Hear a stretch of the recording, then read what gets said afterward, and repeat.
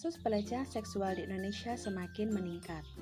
Data dari Komnas Perlindungan Anak Indonesia menyatakan bahwa korban kasus pelecehan seksual meningkat dari tahun ke tahun.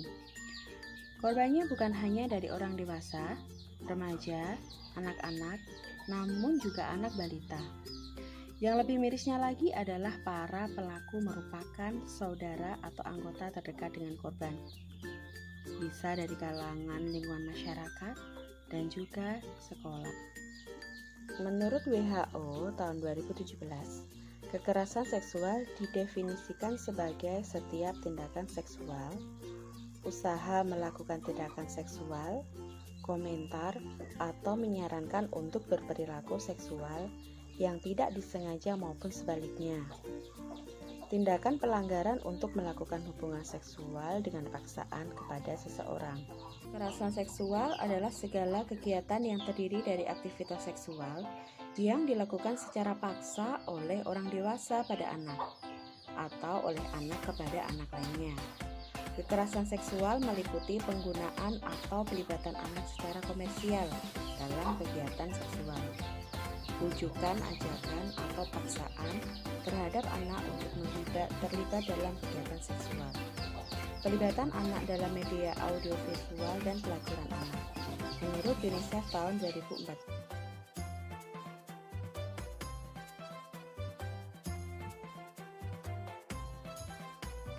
Tanda-tanda yang mencurigakan, yang berkepanjangan, yang tampak pada anak dengan korban kasus pelecehan seksual. Yang pertama, ada perubahan sikap yang drastis dan mendadak. Misalnya, biasanya anak itu terlihat ceria, tiba-tiba anak itu terlihat hanya murung.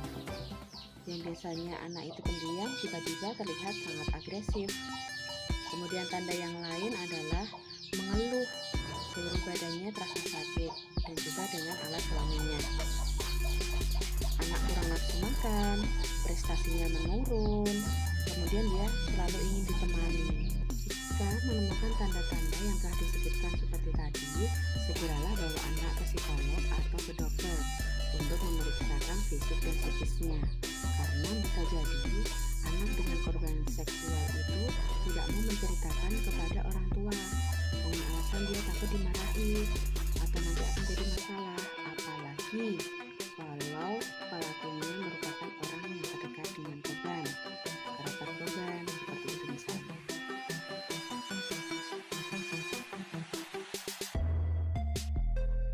Agar kekerasan seksual pada anak tidak terjadi, hal yang harus kita lakukan adalah kita memberi pemahaman kepada anak.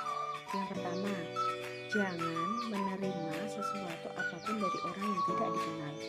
Kemudian yang kedua, berlarilah ketika anak merasa terancam oleh orang yang tidak dikenal.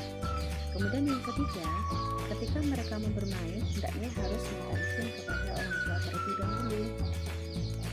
Yang keempat, berpakaian sopan dan menutup aurat. Yang kelima adalah anak membiasakan diri untuk memakai pakaian di tempat yang tertutup. Dan masih ada hal-hal lain lagi yang harus kita ajarkan kepada anak, seperti anak untuk tidak mudah tergoda oleh orang lain, meskipun mereka diberi iming-iming atau uang kepada orang yang tidak dikenal. Pemahaman kepada anak bahwa diri mereka itu berharga. Jangan sampai ada orang yang menyentuh bagian-bagian yang tidak boleh dipegang oleh orang lain. Berikan pemahaman bagian tubuh mana saja yang tidak boleh disentuh oleh orang lain dan bagian tubuh mana yang boleh disentuh oleh orang lain.